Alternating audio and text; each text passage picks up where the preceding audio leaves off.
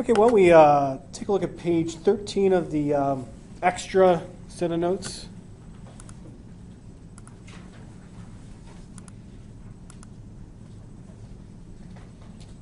So I'm skipping over. Oh, now we lost our screen up here. How do we? Oh, Maybe I can. don't pick up trash. I'm not touching the phone. Might be a projector control. Yeah. Are we having ready tap trouble? We had that. We got that solved. fixed. Now we lost it. Yeah, There we go. No, I've done that before.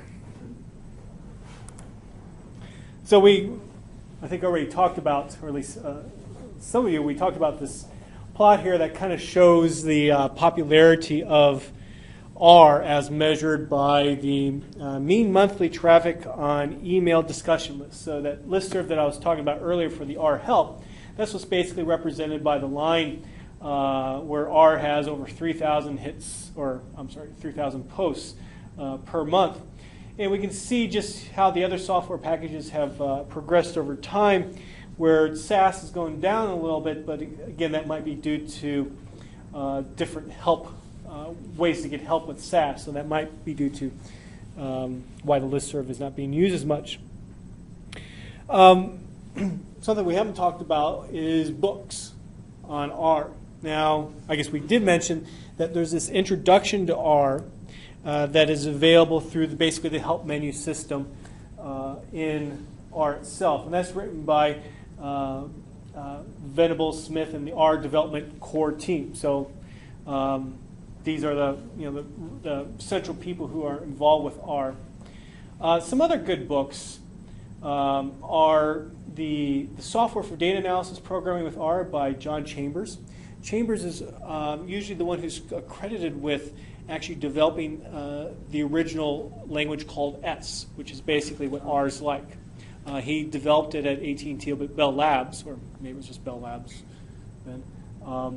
And in the 1976 or so, him in a group of other people as well, he actually won the ACM award for his work on that.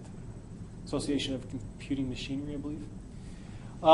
If you're looking for something with respect to regression, both like linear regression and let's say generalized linear models, here's a decent book. I actually use this as an optional book in my courses in R Companion to Applied Regression. It's a second edition right now. The first edition was actually one of the very first books written on R back in about 2001. In R Graphics is, I think, a book I mentioned also earlier that's now just in the second edition, just recently released. It's a very good book on graphics. Some older books that are still good. Modern Applied Statistics with S by Venables and Ripley. This was the book that if anybody used S or S+, this was the book that they had on their shelves. The last edition came out in 2001. You can see it went through 4 editions. So you can see it was republished a number of times. And S Programming, also by Venables and Ripley. It's a very thin book. It was written about 2001 or 2002, but it gives the basics of R, not necessarily the analysis, how to do analyses, but rather the code like data management, for loops, how to call, for example, maybe a C program, an executable C program from within R, and some other good stuff. So just some additional tidbits of information about R. We left off last time on page 53. Now there's two ways that we could proceed here. Let me just make sure that I did. Yeah. Oh, you did. I was just double checking. Okay. So there's 2 ways that we can proceed here. We can go on to page 54 and start talking about something called object-oriented language, which will help you understand why the summary function worked 2 different ways, one with a data.frame and one with an object resulting from the LM function. Or what we can do is basically give you a data set for you to read in the data set, maybe do a plot of the data, and then to estimate a linear regression model with the data without necessarily my help. Although if you do have questions, then I'm here for you to ask or answer the questions. So is there any preference? Because this extra stuff that I was talking about with this, you analyze this data set, is basically not in the notes. Because I don't want to tell you exactly how to do it. Is there any preference? We can keep on going the notes, or we can do some data analysis. I go off the notes because we can always come back to the notes. All right, that's my vote. I'm not doing that. Nobody else has a vote. Okay. Are we, we're not going to skip the categorical stuff? Well, that might be a consequence, unfortunately. If we don't do this data analysis thing, we're more likely to get to Section 6. If we do it, we're less likely to get to Section 6. Then we want to do section 6. Okay. On the data Okay. set. Because I mean, I know, you want to have some hands-on activities, and obviously, you analyzing a data set here will give you a hands-on activity. But then again, I'm only here for a limited amount of time, so you probably want to maybe also have as much information as possible. So anyway, so that's why I want to at least give you the option. Okay, so you often hear R referred to as an object-oriented language. The reason being is because depending upon what is what's called the class of an object, that's going to affect how particular kinds of functions react to it when you, let's say, put a data.frame in the summary function, or if you put something from the LM function in the summary function. So every object in R has an attribute called a class. You can view them by using the attributes function or the class function. So for example, the GPA data set that we read in, well, I said, well, that's a data.frame. Well, guess what? The class of it is also called data.frame. The LM function, well, it's a function. That's its class. Mod.fit, its class happens to be LM. That was, again, resulting from us estimating a linear regression model using the LM function. It doesn't have to have the same name as a function for a class. It just so happens that's what it is. Okay. Now this is some of the most difficult things for new users of R. R has what are called generic functions. Summary was a generic function. And when you say summary parentheses some kind of object, the first thing that R does, it looks for the class of the object. And depending upon the class, it will actually go to a new function called a method function. So for example, summary mod.fit, when R sees that, oh, you have this mod.fit object, class LM, I'm going to send you to summary.lm. And it summarizes the way that you would want a linear model to be summarized, as what we saw. When you have summary GPA, again, it checks what is the class. Data.frame, so it's going to send you then to something called summary.data.frame. That's the actual function that ends up being implemented. And it gives you that nice data summary of the maxes and the means and stuff like that. If there happens to be some kind of object that has a particular class that's not summary, and there's no summary dot that particular class, R will try to implement summary.default, which is a function that by default, this is how I'm going to summarize whatever that object is. So that in general, a generic function sends you to a method function that has this particular name structure, the generic function name dot the class name. Okay. We've actually looked at another generic function before. There's one called plot.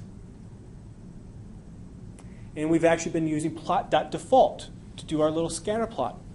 So for example, if I, just real quick here, do plot mod.fit, what R is going to do is look for a function called plot.lm and implement it. Let's see what happens. Notice it says waiting to confirm page change. What that means is, notice also I have that little circle going on here. I can come over here in my plot and click in it, and it's going to start doing some diagnostic plots for a regression model. So for example, residuals versus fitted values, standardized residuals. I'm just left-clicking here. And you can see a bunch of nice little plots that come up. Typical things that you would want to look at when you're assessing the fit of a regression model. Let me close this out.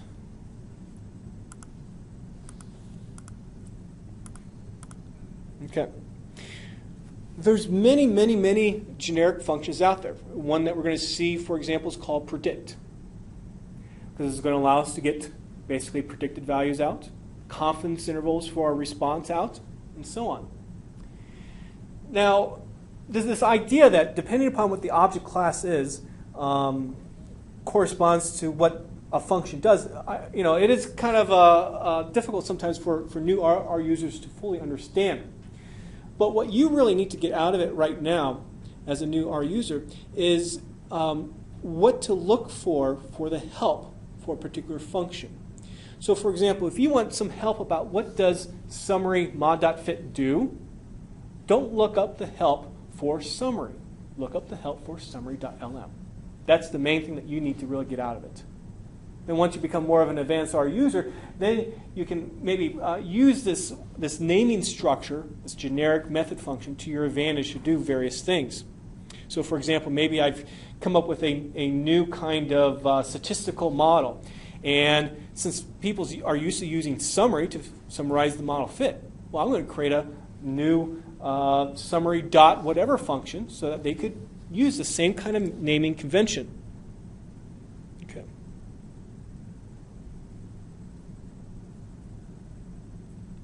Okay, I do want to I want to make sure that I do say this out loud. So why is R set up like this? The purpose of generic functions is to use a familiar language set with any object. So for example, we frequently want to summarize data or a model. Well, use summary. You often want to plot data. Use plot. You will often want to find predictions. Use predict. So it's convenient to always use the same language set, no matter what kind of models you're working with, what kind of data set you're working with. That's why R is set up like this. But yes, it can be confusing to introductory or new users. Okay. Now, how can you then view, well, what kinds of method functions are available to me for a particular class of an object? So why don't you go ahead and we can duplicate some of this stuff. So why don't you go ahead and get into R. And I can say methods, parentheses, class equal LM. And this then tells you all the method functions that are available to you. So, the syntax then to use these method functions would be, for example, notice you see, let's see now, where did it go? There we go. So you see summary there. Again, I would type summary mod.fit and something would occur. What we've seen before would occur. Why don't you just pick a particular methods function and say, maybe for example, I want conf int. What do you think that's going to do? Confidence intervals for your parameters of your model. Mod.fit, and indeed, by default, I got 95% confidence intervals. Why don't you just pick a few and see what happens? Typically, the syntax will always be the same as what I just did here, so hopefully the function that you pick actually does do that. So just run a few. Note that, I'm just going to say, note that there's a print.lm function. Well, that gives you exactly what would happen if I just simply said mod.fit. I just did it. Yeah. 20 new values. Yeah. That's kind of cool.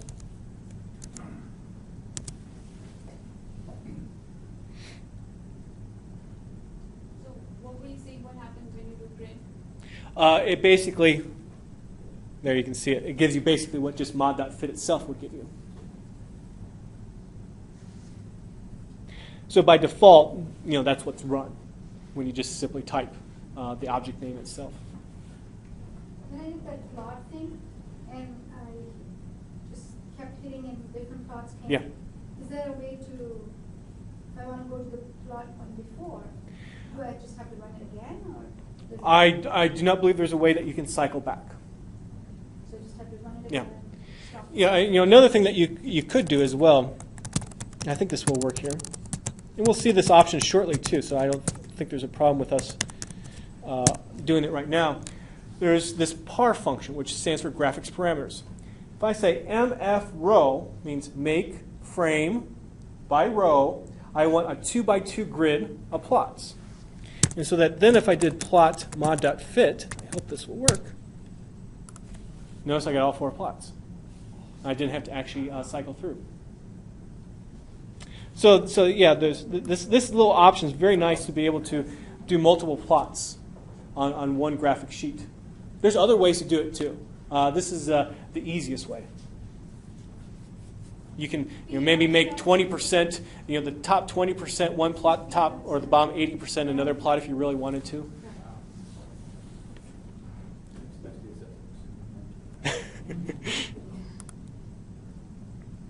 Okay, so you could also do, let's say, methods class equal data.frame, and you see a whole bunch of them. So, for example, we saw the summary function before.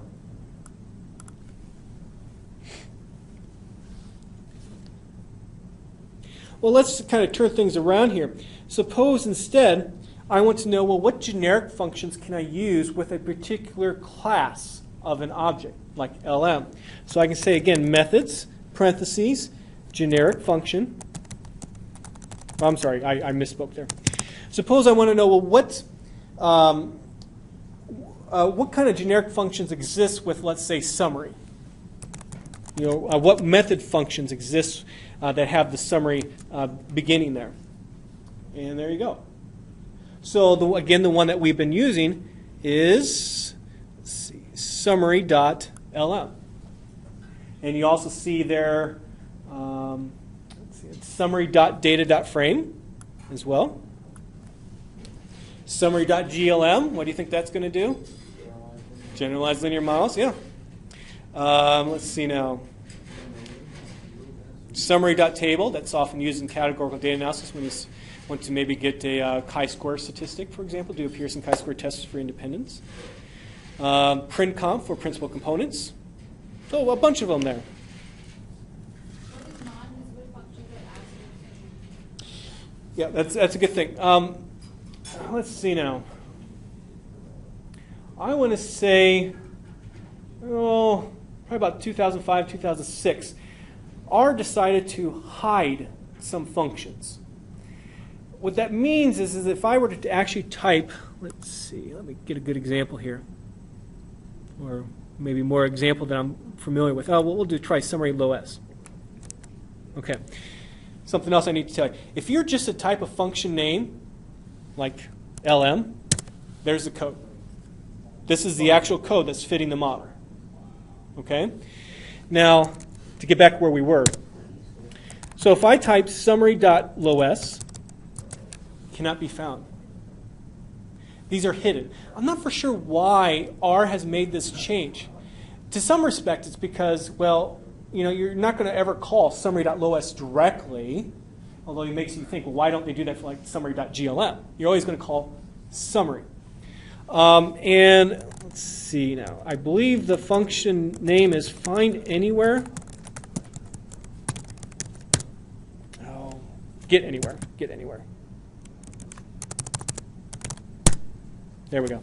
So if you use get anywhere, you still can see the code, which is odd.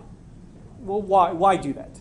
Especially you're open source. You want to be totally open to everyone. And actually, back in it was 2006, I was teaching a class. I was trying to figure out what is exactly going on when I was doing some bootstrapping, and I couldn't figure it out. I could not find the function name, and so I posted something to the listserv, and this is where one of the our core members, Brian Ripley, answered my message and said, well, use the get anywhere function. So, I don't know, maybe it's just to make it less, I don't know, maybe not a good word, less clunky in terms of you don't have all these functions flying all over the place that you can look at. Perhaps that's why I'm not 100% sure. One last one that's often useful. If I were to say ANOVA mod.fit, ANOVA is a generic function, and you get the usual analysis of variance table. And later on, when we do some generalized linear models, we'll do a logistic regression model. We'll be able to use ANOVA again. Of course, in that setting, you're not going to have sums of squares, but still, there's certain summaries that you often like to do that's kind of like what you would do in ANOVA, and so that's why the ANOVA function's generic and used in that manner as well. Okay. Oh, I guess one last one. Suppose you want the covariance matrix, VCOV. There's the covariance matrix. Now, obviously, you want covariance matrices in a lot of applications, so that's why that's a generic function. Any questions about that? Okay, page 58 then.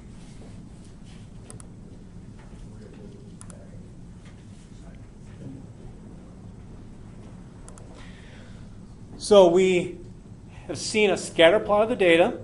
We've seen the actual estimated regression model. Well, why don't we combine the two?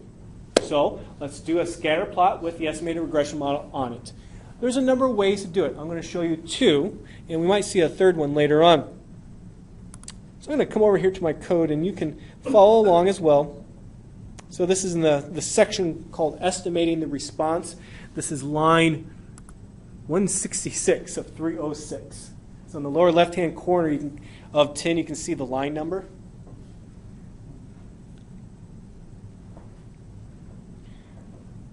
Okay, so to begin here, suppose that you want to open up a new graphics window. You don't want to, you want to keep what's already in your graphics window. You want to open up a new one. Well, you can do that, win.graph. And you have various options. Width equals 6 inches, height equals 6 inches, point size or font size 10. So when I just simply execute that, you can go ahead and do that. You see, you just have a new window. Now you might think, well, why isn't it square? Because you said 6 by 6. It's just because the resolution of my computer here is different from its native resolution, so that's why that's happening there. Then we do the plot function just like what we did before. And so that's exactly our plot function, or plot. Now I want to put a line on it, corresponding to our estimated regression model. Well, I need to somehow tell R basically to plot, let's say, y hat is equal to the y-intercept plus the slope times the independent variable. I need to tell R somehow to do that. Well, remember, mod.fit $coefficients contains the y-intercept and the slope. So if we combine that then with a function called AB line, if you remember in like an algebra class, you learned about lines, y is equal to a plus b times x. This is what this does. It plots it. So for my A option, I put mod.fit $coefficients, bracket 1 and bracket.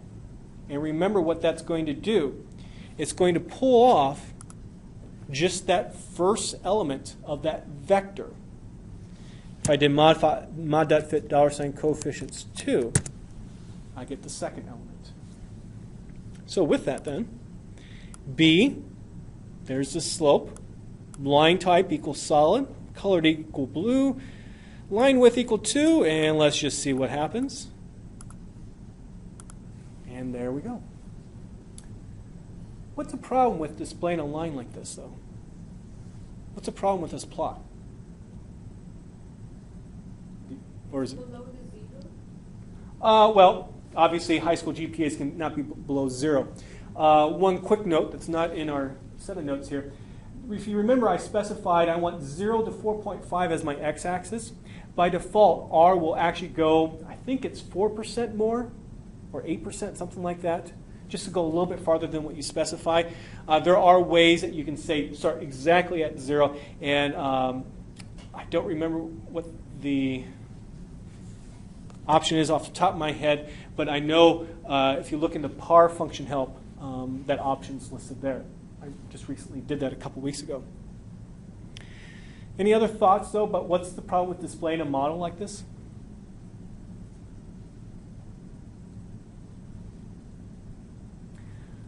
Well, when you learn about regression analysis, you learn do not extrapolate beyond the range of your data. So obviously for this x, I'm going a little bit off. So maybe perhaps if you watch my mouse here, maybe perhaps for these low high school GPA people, it actually starts going up their college GPA. Maybe, probably won't happen, but maybe it does. So you shouldn't extrapolate beyond the range of your x values or your data, you could say. So let's do a new plot then.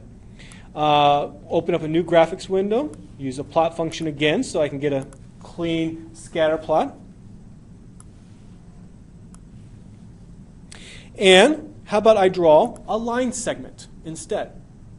So I want to draw basically a line segment from, let's call it x0 to y0, on up to x1 and y1. So a lower point to an upper point. I can do that with the segments function. I want to start at the minimum high school GPA, and look at how I'm going, look what my y is. Basically, I'm coming up with what's the estimated college GPA for a high school GPA that's equal to the minimum high school GPA. So there's a function called min. Okay. And just to show you what that value is, and this is a great way to work with R, I can just highlight that segment of code, even though it's not just one whole complete line. Highlight that segment of code and you can see what the value is. So you can also do this with the min. Minimum GPA is 0.83.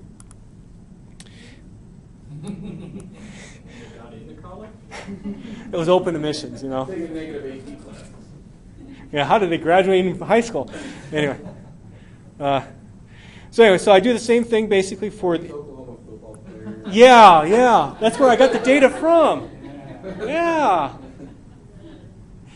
So x1, the maximum high school GPA, on up to what the corresponding y hat would be, line type solid, color blue, line width 2, and that looks at least a little bit better. Yeah. So, well, let's say that you want to do, you're not necessarily interested in just the plot, but you're interested in what the actual values are, what the actual, let's say, y hats are. And so we want to do some predictions. And we have a function in R called predict. So first of all, I need to create a data.frame that contains my x values, my high school GPAs. So what I do, data.frame, then I'm going to create a variable called high school GPA. Use the C function once again to combine my values, 2, 3, and 4. And let me just show you what happens when I execute just that segment. Those are the x values that I want to predict at. I put then an object called pred.data. Then let's use predict. If you really want to specify what the argument name is, you can say object equal mod.fit, comma. Well, where's this new data that I want to predict at? Well, pred.data. And those are just your point estimates, your y hats. Of course, we probably want to go a little bit farther. We want maybe confidence intervals for the mean response. So we can add some options. se.fit equal true. That's going to give you the standard error. By default, it will be false. Interval equal confidence. 95%, sure. And let's run that. And those are my y hats, my confidence intervals, the standard errors, degrees of freedom that are used, and so on. Any questions? Now you may want to maybe save the results in an object so you can do some other stuff with it. So you could do that. So I have save.pred. I'm going to do that. Now just from looking at how this is displayed there, what kind of object do you think save.pred is going to be?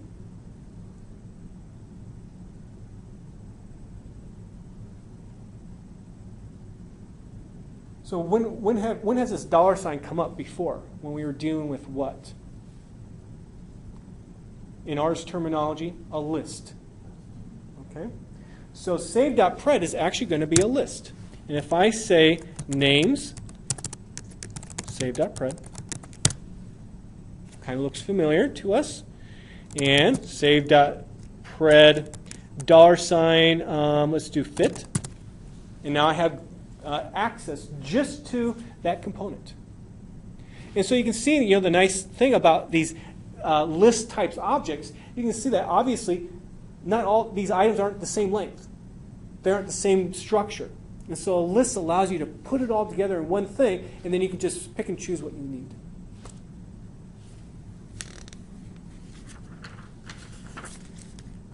Okay, so that's page 61. One last question. Well, what do you think you would do if you want a prediction interval? What would you change in the code?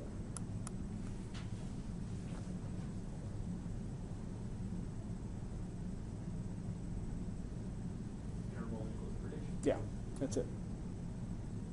That's all you would do. Let's go ahead and do that.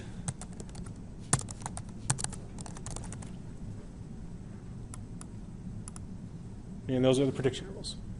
And again, you can look at the help for what function?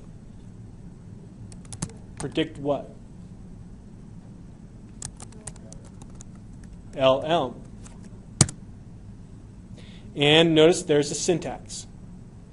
And you have information about interval, type of interval calculation, and somewhere in here it's probably going to say confidence or prediction interval.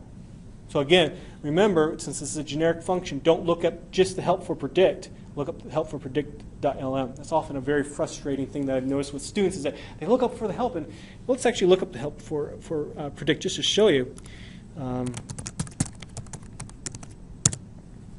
Okay, notice it says predict is a generic function.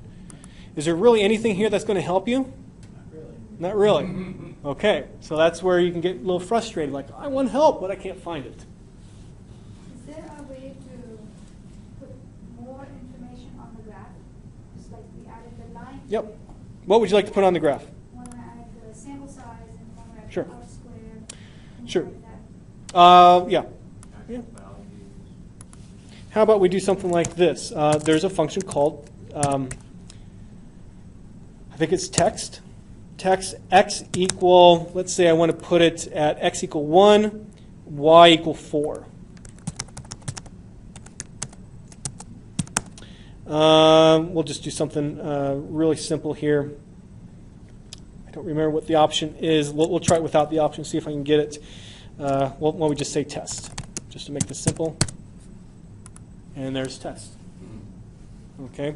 Let's say that I want, for some reason, mod.fit $ coefficients. I want the beta hat, or the y-intercept and the slope. And you can see how it just wrote over it. So it keeps adding to the same plot. Yeah. It keeps adding to the current plot. To the what? Because these are the kinds of, a text function is something that you typically want to do after you already have something on your plot. So if you change the y to 3, then it won't override that. That is correct.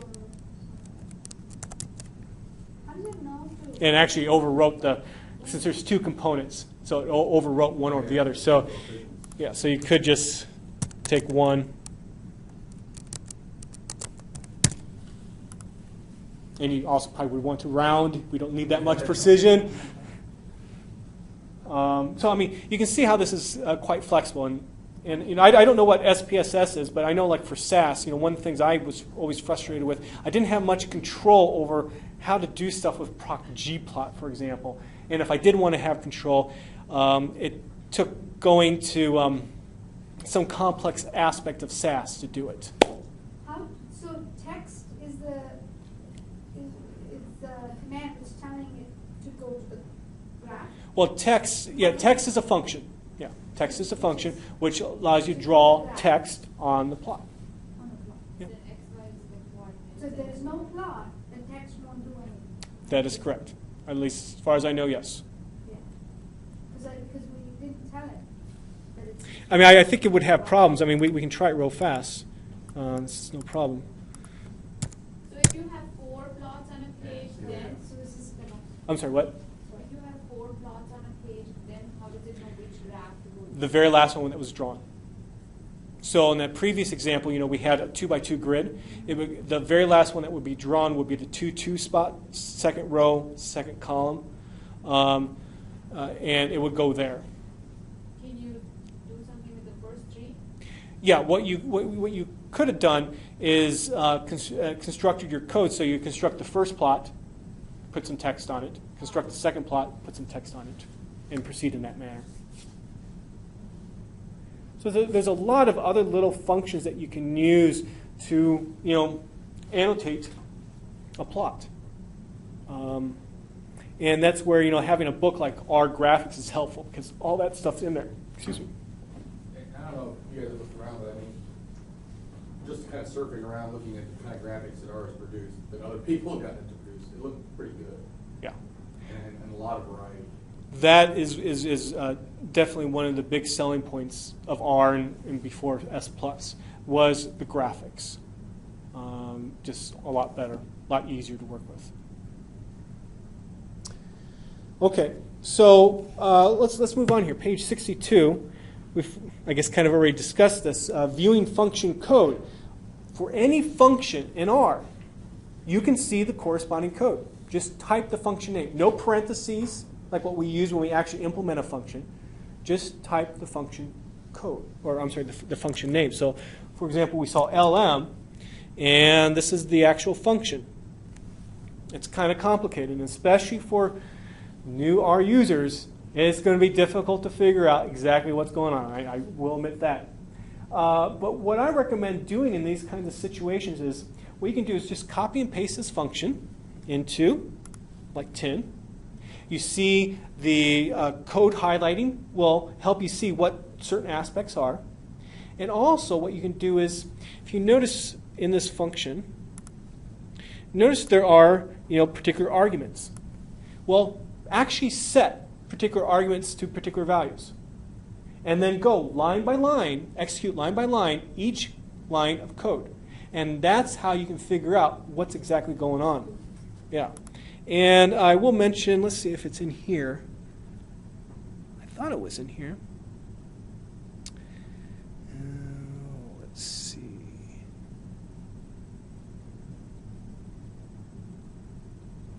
Well, unless I'm missing, it's not in here. But some R functions, then, to help speed up the calculations, they will actually call out to a C program or Fortran program to do it.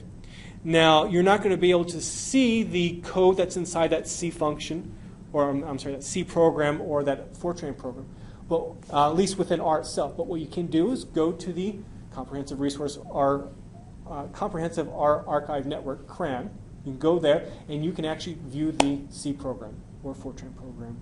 You can actually use it with other languages, but typically C and Fortran are the only ones that are mainly used. Yes?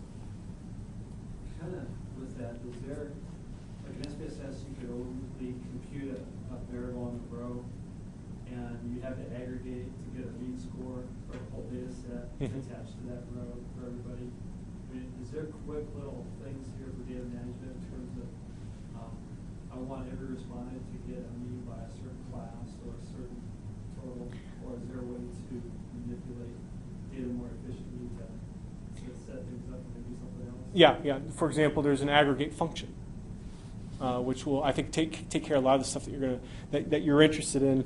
And I know we're going to talk about aggregates at some point. I think it's when we do logistic regression. So we'll talk about that. In section 6, also I have some data management functions that might been corresponding to what you were asking about too. That will help as well.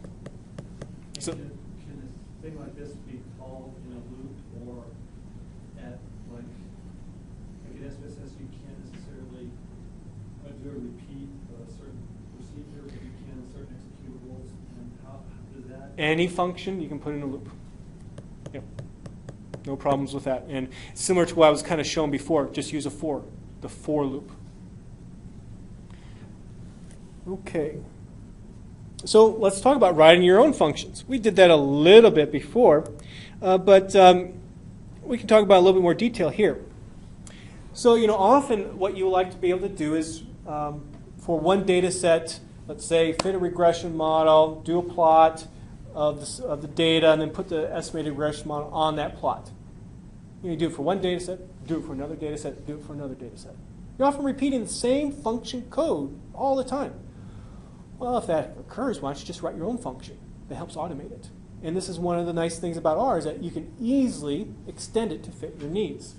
So for example here, what I did was, this is on page 63, I wrote my own little function called my.reg.func, for the lack of a better name. And I have to tell R it's a function. I'm going to pass in 3 bits of information. What my independent variable is, what my dependent variable is, and the name of my data set. Then, inside the body of the function, and notice the brackets here inside the body, I do basically the same code that we saw before. LM to fit the model, open up a graph window, do my scatter plot, put my line on my plot, and look what I have at the very bottom. Remember, the last line is what's returned to the user after a function runs. So what I'm going to return is information from LM. So let me actually get that into R.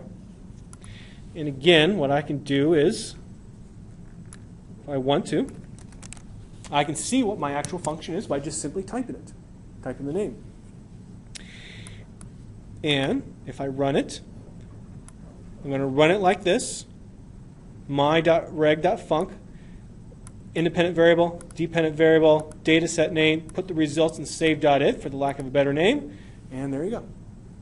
Notice if I were to say names save.it, I get what we saw before when I was just working with mod.fit. If there was other stuff that I wanted to put in here, I could as well. Let's say, I think this will be a good little exercise here. Let's say that I want to return my y-intercept and my slope along with my residuals. For some reason, I only want those 2 things. So that needs to be my last line here. I need to tell R how to return it. And the way I would do that is use a function list. I want to, let's call these beta hats. So those are my mod.fit $ coefficients. And let's see now, I said also the residuals, so I'm going to call something residuals. And that's going to be returned to me when I run the function. Let's actually try to run it.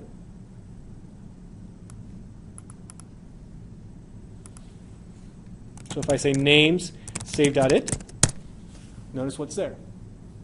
And if I say save.it $ coefficients, I'm sorry, beta hat, excuse me. Those are my beta hats. So that's how you can customize a function to fit your needs, to just pull out the information that's of interest to you. Are there reserved words within R? Things I can't call other things? Call residuals. Lots of programs won't let you. Yeah, I'm trying to think. Off the top of my head, I cannot think of reserved words, but obviously you don't want to call something a function. You don't want to call something LM, because there's already those things. I cannot think of reserved words with respect to R, though.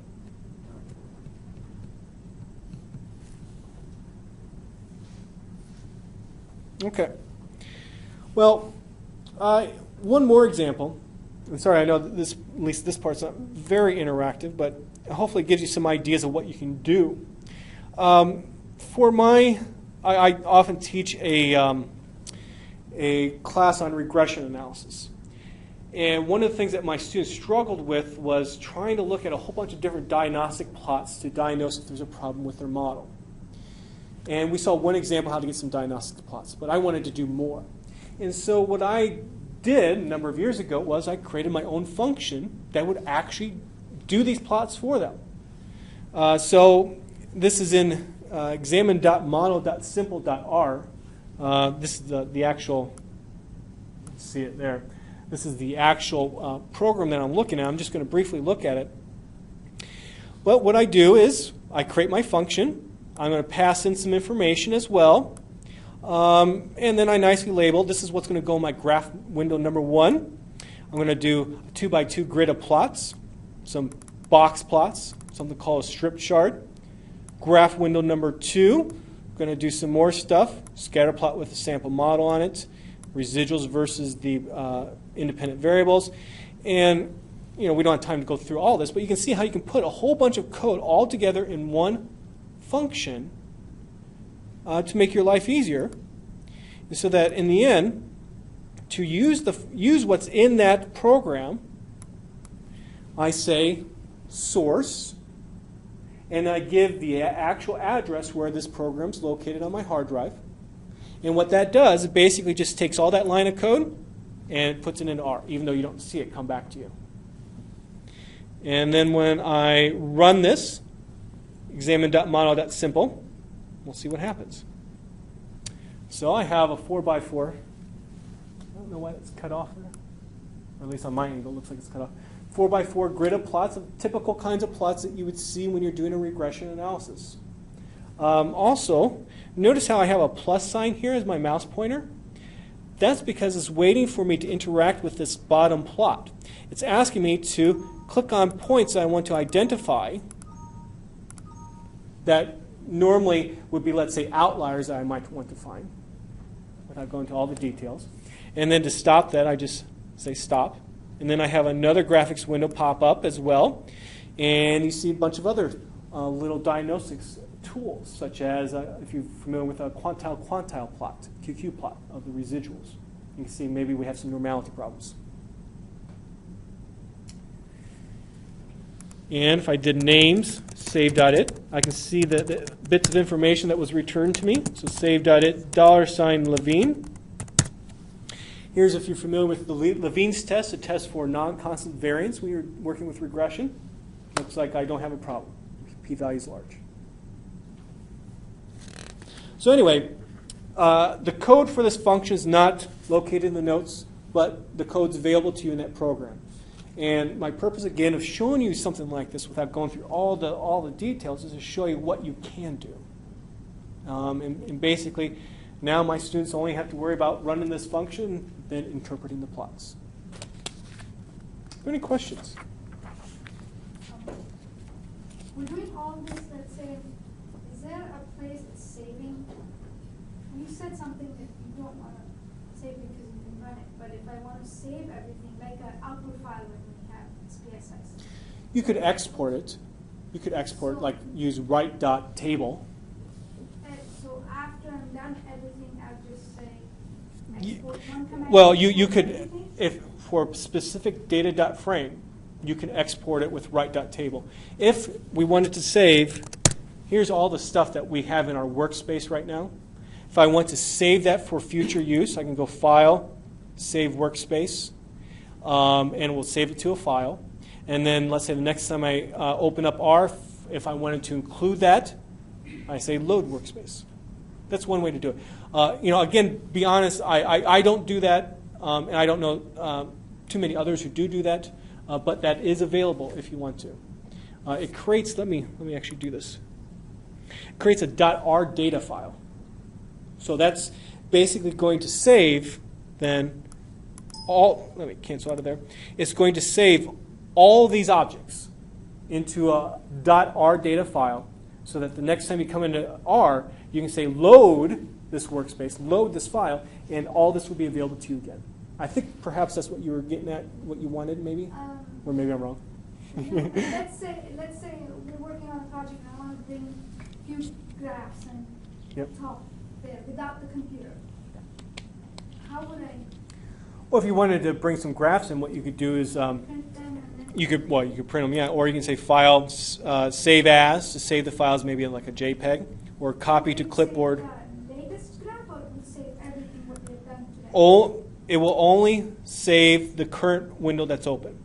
So if I want to come over here to a different window, I can say File, Copy to Clipboard as meta file, bring it into Word.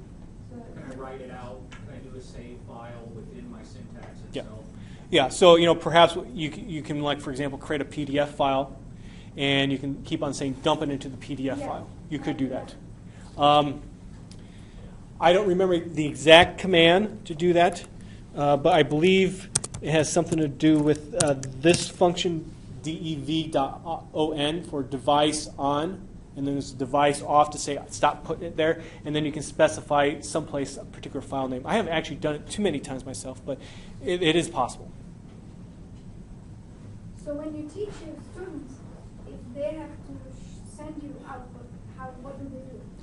Well, they're stuff that they do, like for a project, is that they're going to type up the results in Word or some other software package, copy and paste their code or their graphs that they're doing, and also their output. That's how they do it. Are there other questions? You know when we are doing it, if you call you then. Yeah. Yeah, we're not paying. Well, I'll set up a message board, and we'll do it that way. You can just post it there, or a listserv. Any other questions? Well, I mean, hopefully, with all these R programs that I give you and these notes, hopefully that will get you on track. And I think that's the main thing, and it will allow you to maybe be able to read maybe other sources like books and stuff on this. Because now, like I said before, now you know where to go. For example, where to type code. You have an editor. Okay, let's talk about graphs. So this is page 67. So I'm just going to go through some common graphs that may be of interest.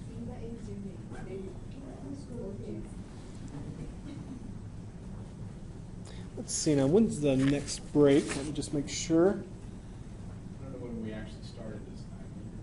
One, okay, what ended? Yeah, I think it was 1. I'll be back if I take a call. Okay, so we might break around 3 or a little bit before. If you need to break before, just let me know. We can stop.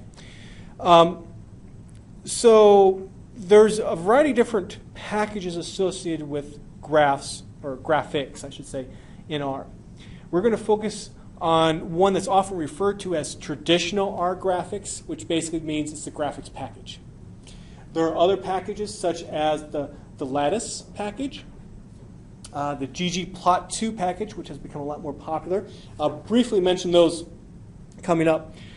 But really, if you were to use those other packages, you should really learn how to do these traditional R plots first, because it's really going to set you up for the more complex plots that you can do later. Okay, we've already saw this function before, the curve function. This is a very nice function because it allows you to draw, a plot of any kind of mathematical functions of one variable. So this is why don't you go ahead and do this? Why don't you get into the curve.r program.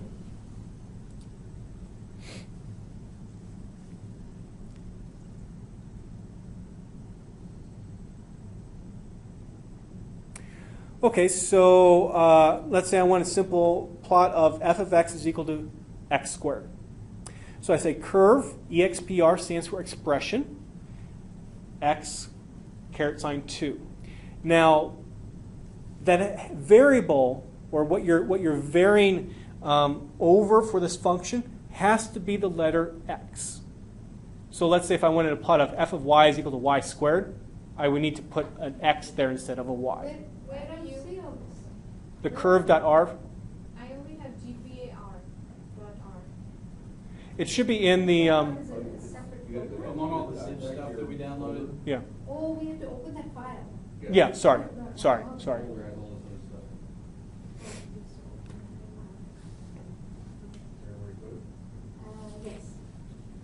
Oh, the one that happened.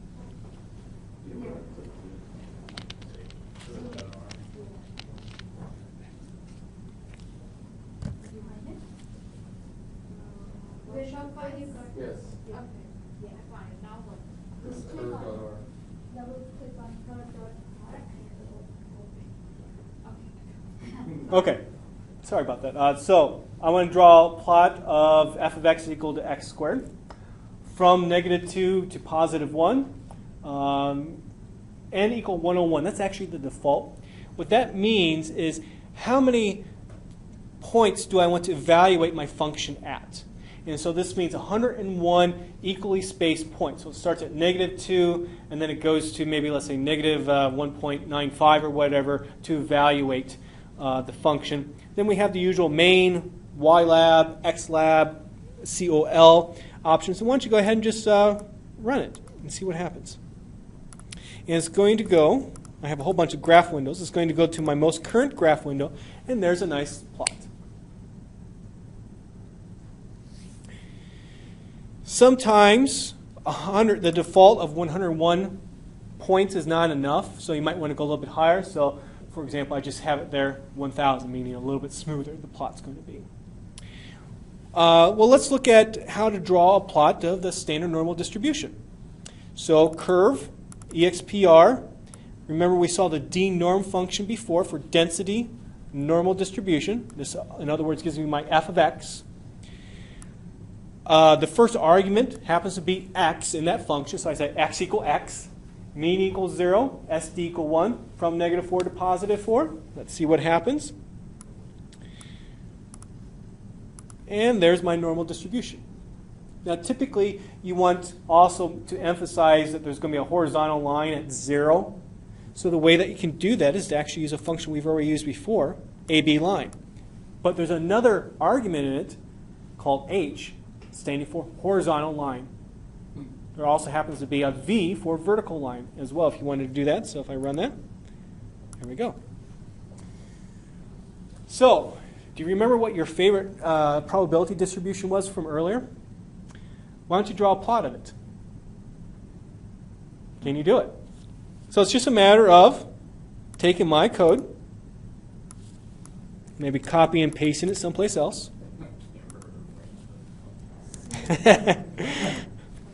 And typically, your probability distribution is going to use the letter D as its first letter.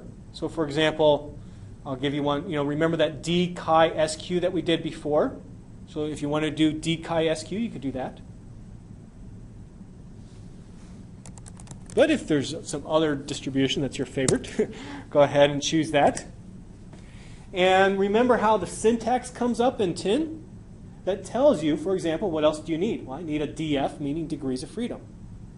Ooh, I should have done this. If I copy and paste and then I just change d norm to d chi-squared, it doesn't Yeah, come with that. yeah, I know. You have. Yeah, thank you for bringing that up. You have to start at the very beginning, type it. What do you mean very beginning? I mean, I'm sorry, the beginning of the function name. You have to actually type it there. Otherwise, it doesn't tell you. Then you don't Yeah. know. Why isn't it letting me copy and paste within TIN? Sometimes it gets locked. Mine is that. Those options and read only has to be turned on. Yeah. Ah, got it.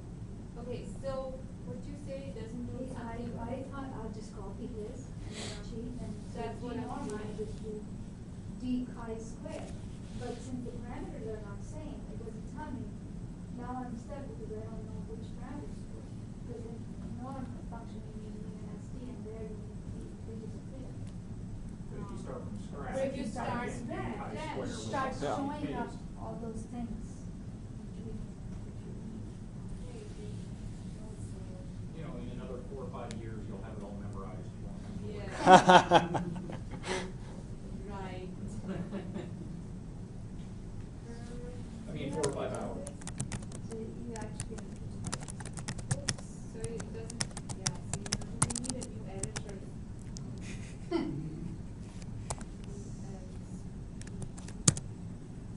Send a request into the technology team for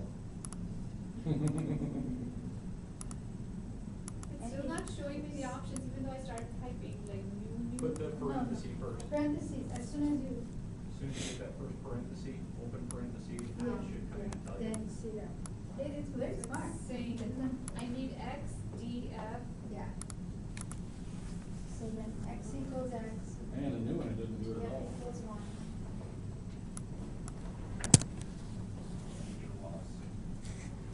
Yeah. Do I have to put in all the parameters or? How do I know which ones are necessary and which ones are optional? Yeah, I think you'll be able to see this from looking at that. So you can see that the non-centrality parameter, which is NCP, is default to 0. So it depends upon if there's a letter or So if it equal. is- Yeah, it is something equal to Yeah. that means it's default, I can just Yeah. skip it. Yep, you got it. You got it. Parentheses and You got it. then- Or again, you could look up the actual help for that function too if you really wanted to.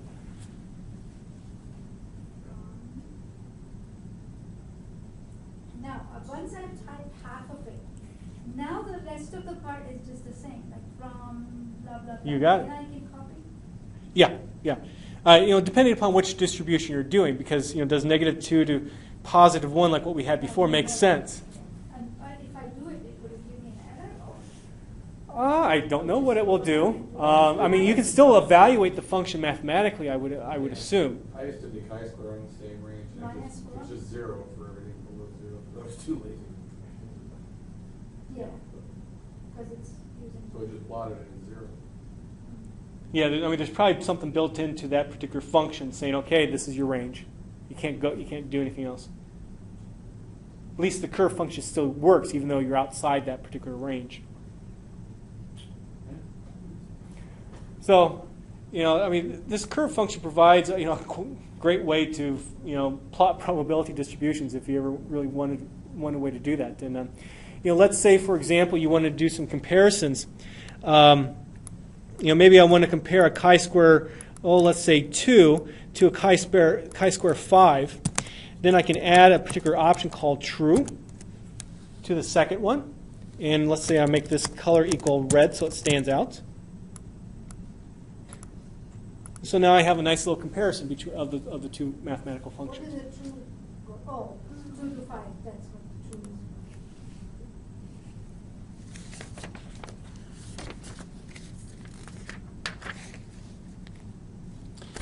Well, let's look at a little bit more complicated example, or do you want to? Do we want to finish this? Okay. I don't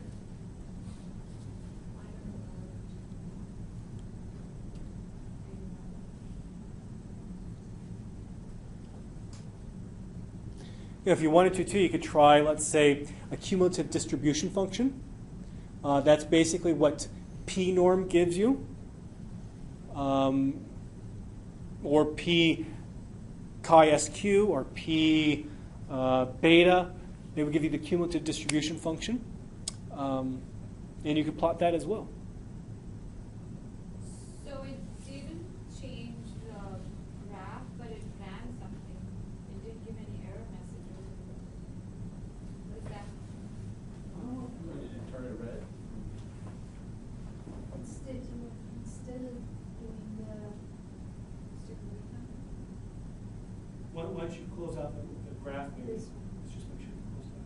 But yeah, you haven't completed a full line of code. So you notice the plus sign is there? Just asking for more. Yeah, so maybe I'll do parentheses. And then enter. The squeaking. Just a regular parentheses. Then enter. Sometimes I have to go there to go to Windows and get the graph because. Can I close this? Yeah, Oh, it did something, but it didn't. So it got my labels, it got my values. I must have done something wrong. Oh. Well, you're doing from 1 to 1. That's your problem. So you're evaluating it from 1 to 1. So somewhere there's probably a very small point that has the distribution from 1 to 1. So if I do 1 to 4? Sure.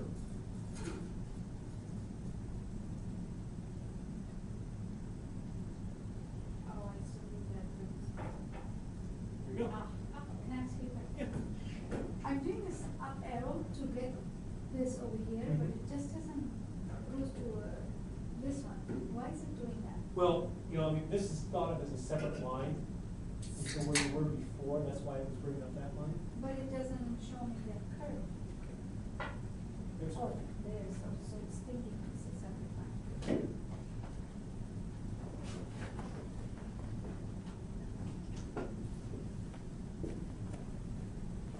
Okay.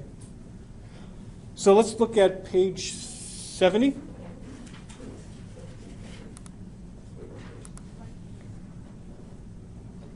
This is a more complicated example. Let's see.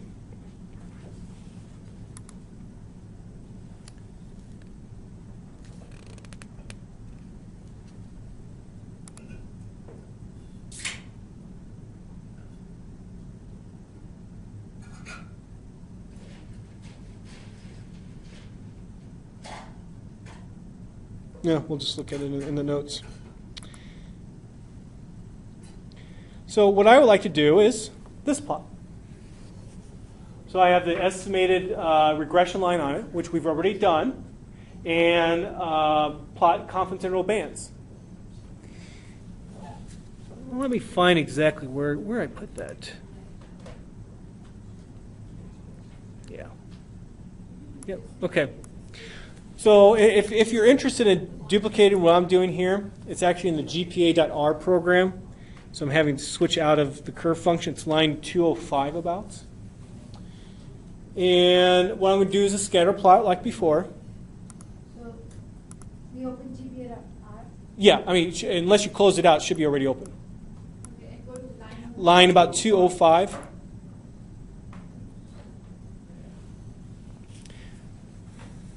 So we looked at two ways to add that estimated regression line on it. Here's a third way. We could use the curve function. You could say simply curve expr equal mod.fit $ coefficients 1. That's my intercept, plus mod.fit $ coefficients 2, which is my slope, times x from equal the minimum high school GPA, which would be GPA $HS dot, GPA 2 equal max GPA dot HS dot.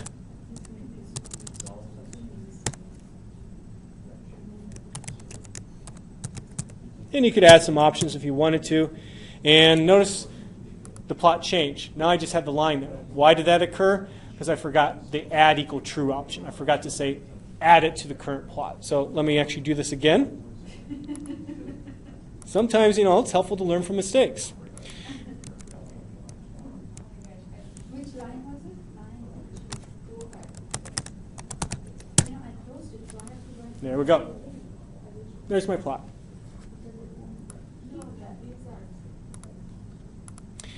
Now here's a more...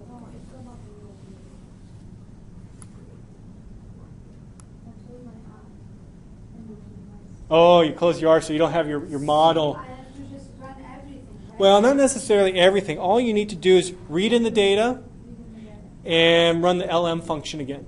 So the results are in mod.fit. That's all you would need.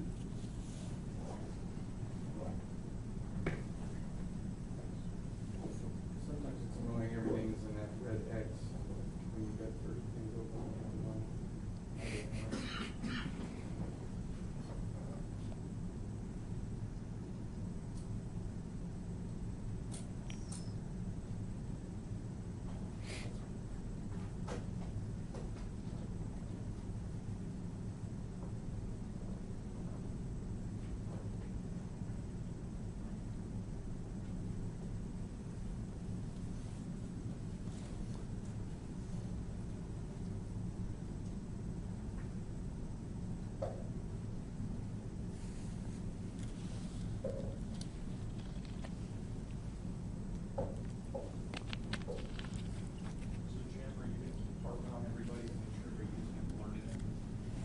Yes.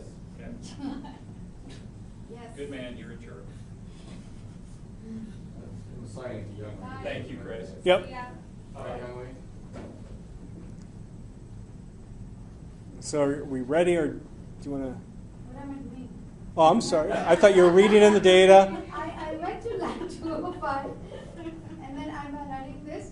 Well, I'm sorry. I thought you needed to read in the data because you had closed out R Yeah, before. I did that. Read in data and you got the mod.fit? Yeah. I'm sorry. Okay. So you can create the scatter plot, and then we're going to use the curve function to put the estimated regression line on it. I showed one way to do it. Here's a more complicated way that actually it's a little bit nicer though. I could use a predict function. Remember how we used the predict function before to find our y hats? Well, I could say predict object equal mod.fit, new data equal data.frame, high school GPA equal x. And so what R is going to do is put in a whole bunch of x values in that curve function to evaluate, or I'm sorry, into the predict function to evaluate, well, what is y hat? And I have from and to add equal true. And there we go. Okay. Now let's actually put the confidence intervals on it. Remember how we did that? Predict. We had to say se.fit equal true, interval equal confidence, level equal 0.95. And remember how I showed you that you could get the confidence interval out by doing the $fit part? Well, I'm going to do that again. And it just so happens the second column corresponds to the lower confidence interval band. And let me just copy and paste part of this code into R so that you can see it. So I'm going to just put a high school GPA of 2 in there for default, or by just to make this work. There's the lower bound. When the high school GPA of 2, the lower bound for the confidence interval for the mean response is 1.94. So instead, by using this in the curve function, it's going to put 101 values in there and evaluate it. And if you run that segment of code, you get the lower bound.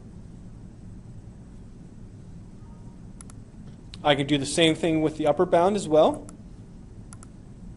And lastly, how about a legend? You want me to slow down or keep on going? I hear clicking, and I don't know if that means you're working ahead, maybe, or maybe you're behind and you're kind of lost. Want me to keep on? No, at least for me, I'm misfiring and copying things like IRV instead of curve. There is no IRV function. I think it's getting late in the day. Yeah. It's only 2. It's late after this big week. Yeah. So to actually do a legend, these are obviously quite helpful. Use the legend function. Remember how we used the text function before where we said x equals something, y is equal to something to place it in a certain spot? Same thing with legend. The legend argument then corresponds to, well, what are the words you want to put up there? Then you say, well, what kind of lines do you want to represent in that legend? A solid line for the estimated regression line, and I use dashed for the confidence interval bands. I use black for the estimated regression line, blue for the confidence interval bands, and let's see what happens. And there's my legend, just drops right in. Now there's another way to put a legend on a plot that's often quite useful. Instead of using the x equal argument, y equal argument, we can do instead use this function here instead called locator1, which means you can basically click on the plot to drop in the legend. And I'll just do that real fast here. Obviously, I should have went over a little bit farther to the left, but it allows me just to drop it in. And also is a function called identify in R. Suppose you want to label particular points by their row number in the data set or observation number. So you say identify corresponding to my x-axis value, y-axis value. And by default, it will, when I left click here, it will put the observation number. I can label anything I want. If it is a name that we want instead of a number, Mm-hmm. will that put the name in there? It can, yes. Let me take a quick look at the help for identify. Labels. There's a labels argument, and what you can do is actually put the words in there that you wanted.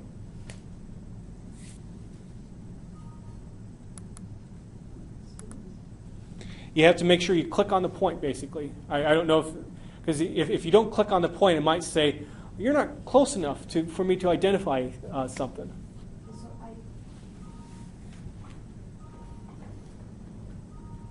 I'm only highlighting this part, right?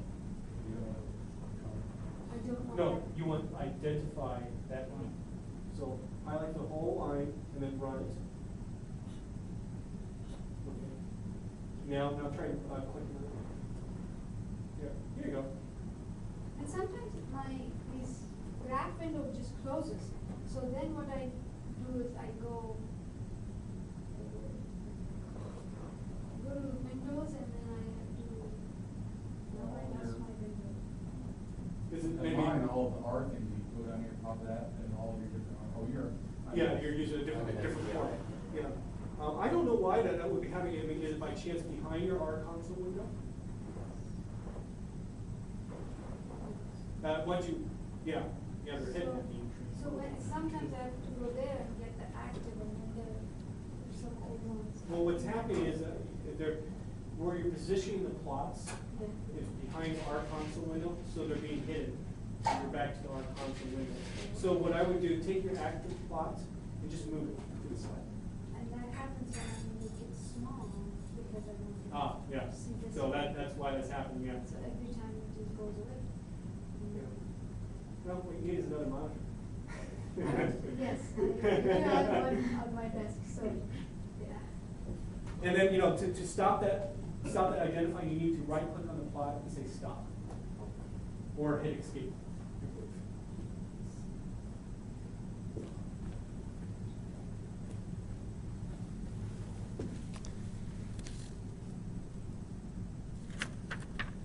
Okay, so page 73 then.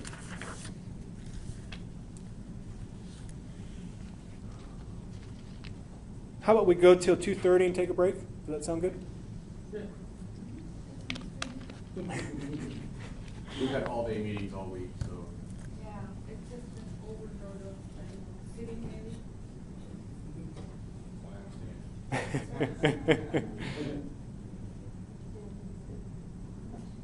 Okay. So histograms. Let's do some histograms. First of all, I would like to put two histograms on the same plot. So I say par, make frame by row, 2 rows, 1 column.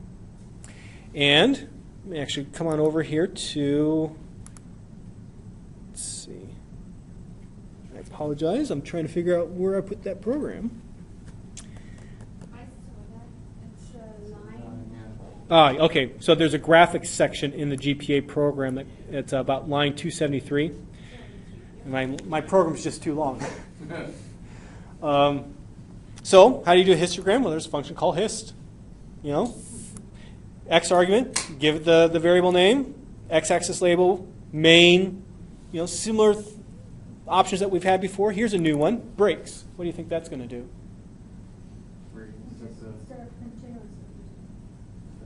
Basically the classes that you would see in a histogram. So I'm going to go 0 to 0.5, 0.5 to 1. So can you change that in her issue? Remember she wanted thicker and I think thinner? that would work. Well, it would make the bar look like that, but it wouldn't be a bar graph. It would just be you could trick it maybe. Perhaps you could trick it. Yeah, exactly, to get exactly what you want. I mean, normally we don't draw histograms with wider bars. Variable. Yeah, we usually don't. But you could do that, I would imagine, with this. Yeah. Let me just out of curiosity, let me just delete that so we have one wider bar. Yeah. Let's see what happens. Yeah. So I think you could trick it in a way to do exactly what you want. Yeah. That's pretty cool. And if we can, instead of 0, 1 like this, if we can put a function there which is just the ratio of the sample size, Yeah. it'll just take it on its own. Yeah. So I'm specifying breaks here. And notice I did it two different ways for the first histogram and for the second histogram, just to show you that you could do it. So remember that SEQ function that we saw? Sequence of numbers from 0 to 4.5 by 0.5. And I'm going to do histograms of the high school and college GPAs. All on one plot. And there we go. You don't have to specify the breaks. You can let R pick them. The reason why I specified them here is because I was doing 2 plots and I wanted to make sure that they had exactly the same classes. That's the only reason why I did that. Generally speaking, R will pick a good set of breaks by default. How about the first one, like shifted to the right, where you actually are going? Well, there's 0 on those first 2, 0 on the first 2. They're shifted? There's histograms outside your max value of x-axis. Well, yeah, it's just this is just happens to be where it stopped its labeling. On top. That's all. On top, okay, Top and to On the the right. top one. yeah. North Oh, and okay. north, From yeah. 4 to Value 5. there. Well, but high schools, they sometimes those AP courses. Yeah. Above 4. Yeah, exactly. I mean, you would get like Or 5.0 if you took like an AP course. Or the University of Illinois used to be at a 5. So people would say, I got a 3.9. They didn't say it was a 5. Yeah, that's a good way to get your graduates hired. Use a different GPA system that benefits them. So can you fix that to go to 5 then? Yeah. Let's see. Change this here.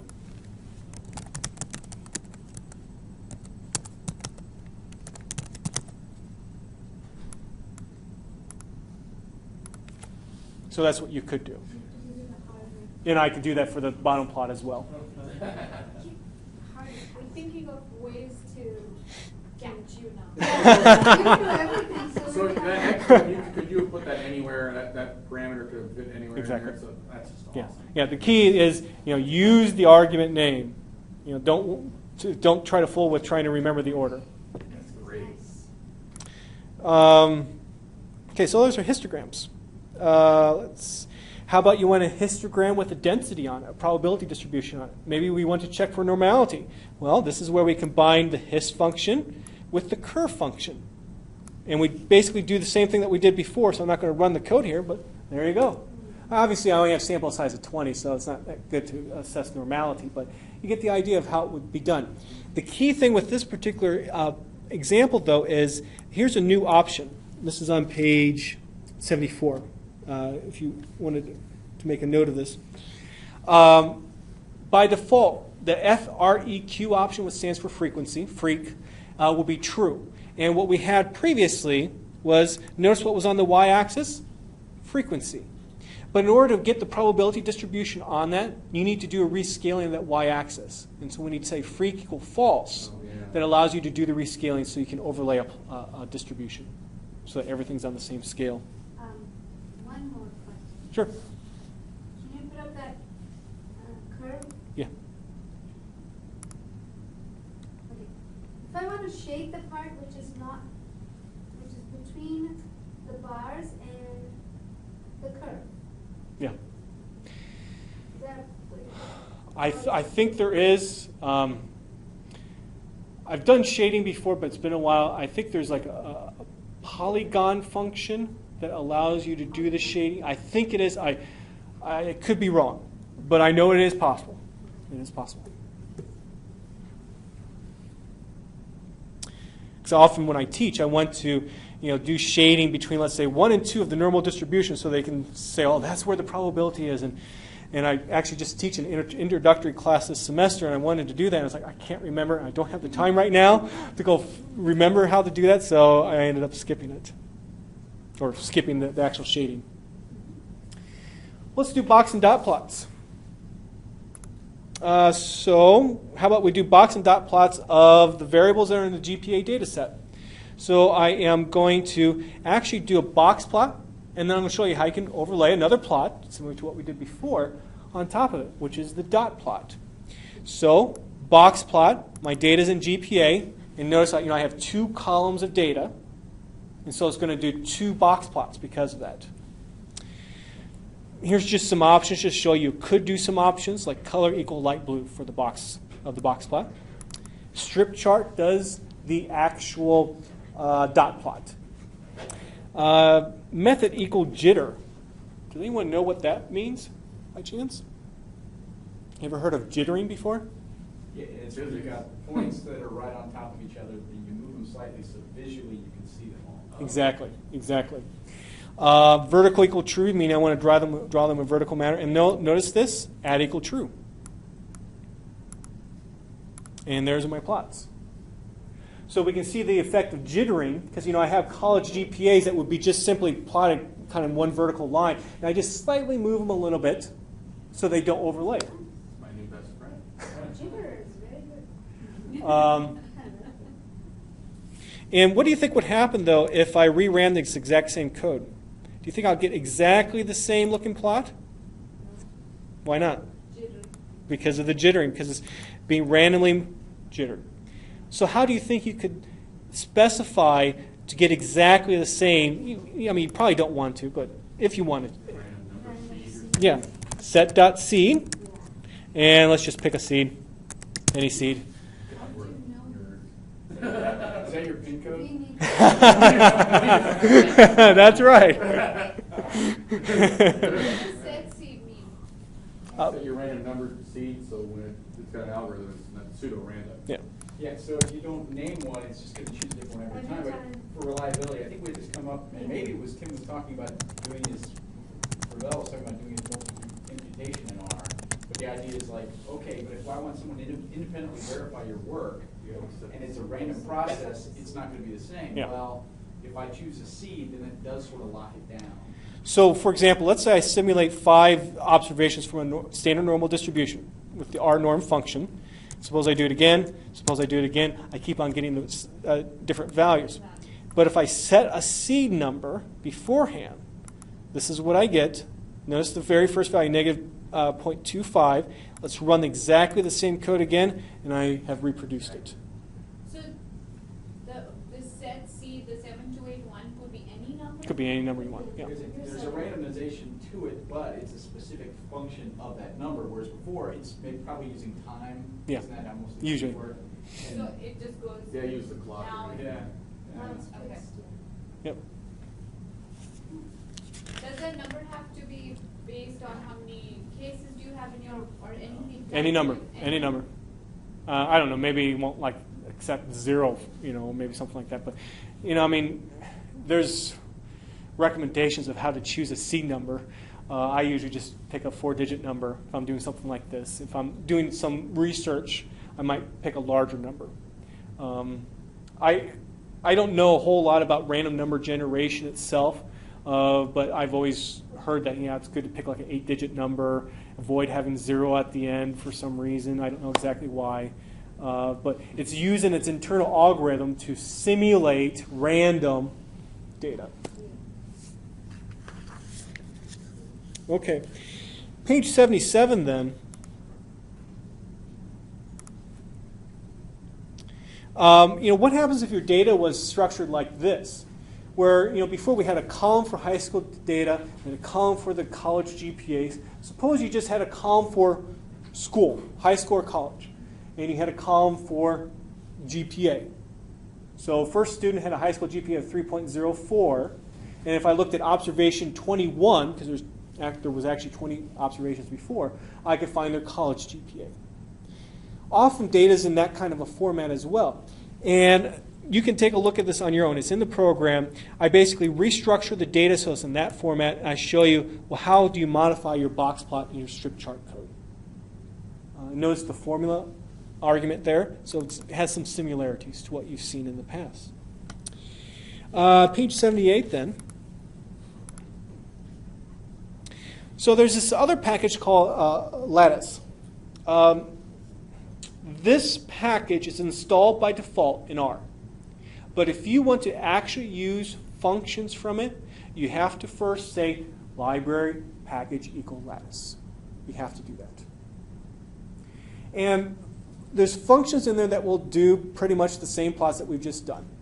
I don't really think it's the syntax is any more difficult or easier than what we just did before. So just to show you XY plot, guess what? That's a scatter plot. And this gives you an idea of, well, this is here what you can do. Now, the advantage, though, of the Lattice package is it allows you to do what are called coplots or trellis plots. Have any of you heard of coplots or trellis plots before? If you at least one. What co stands for of coplots is conditional plots. let's say you have many variables, or let's not go too many. Let's say you have, 3 variables, but you want scatter plots between 2 of the 3. What you could do is condition on particular values of the 3rd variable, and then look at the other 2 variables through a scatter plot. Co-plots, condition plots. These were developed at Bell Labs. They call them trellis graphics. And you can really do some fancy plots with it. And I won't get into all the code here, but the code is available in the diamond.r program, where what I'm doing, I have this data set as like 300 some observations, and I have prices of diamonds.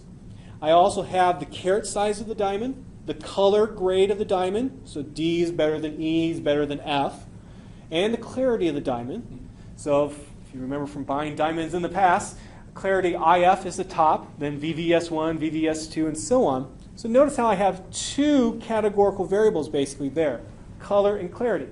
How about we do a scatter plot of carat versus price, conditional on particular values of color and clarity? So that's like you're getting into interaction. This is like plotting. To some respect, yeah. You could see interactions in these kinds of plots. Yes, you could. So I use the XY plot function again. I say I want price tilde carat. But notice how I have that vertical line there? Similar to like a conditional probability. Probability A given B, given clarity. And also what I'm going to do is have my color and my plotting point correspond to the color of the diamond in terms of the levels. And so that in the end, this is the kind of plot that I can produce. Let me see if I can blow this up a little bit. That's perhaps too much.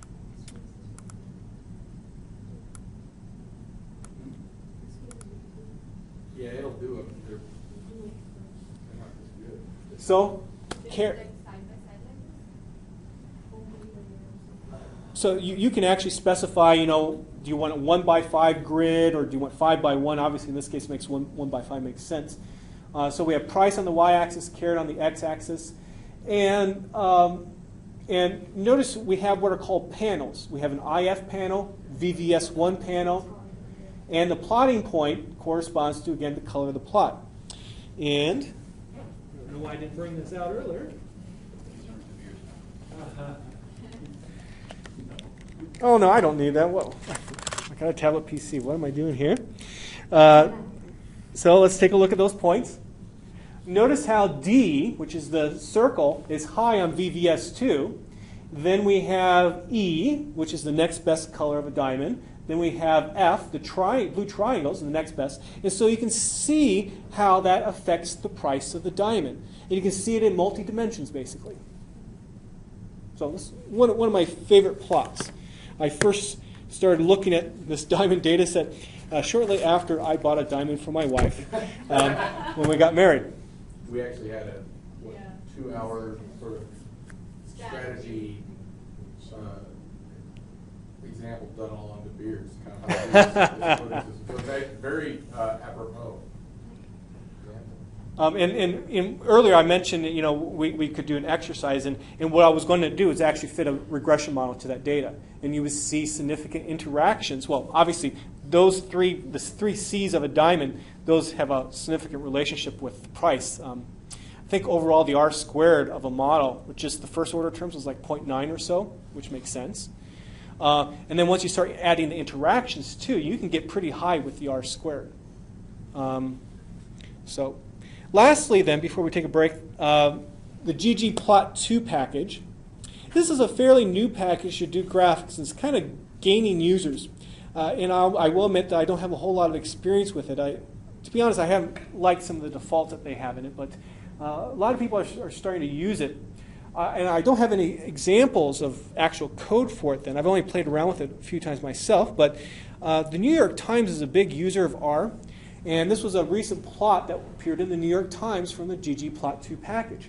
And maybe you heard about this on the news, was the lifetime of a link via bit.ly, which is one of those short ways to shorten a particular hyperlink. What's the lifetime of a link? And those who use it for YouTube videos has a longer half-life than, let's say, if it was on Facebook. So that's an example of what you can do with ggplot. And lastly, here are some resources. So I mentioned that R graphics book. If you didn't want to buy the book, go to his website. He has all his code, graph examples there. He even has an example of how to draw a picture of Homer Simpson. Addicted to R, I like that. And then this R graphics gallery is really nice because they have just, again, a whole bunch of plots. And you can just find a plot that is of interest to you. It has the source code associated with it. And that's often what we do with plots is you see how somebody else does it, copy and paste into your own program, modify it, there you go. So it's about 2:30. Why don't we take a break? Why don't we come back, I don't know, about 2:50.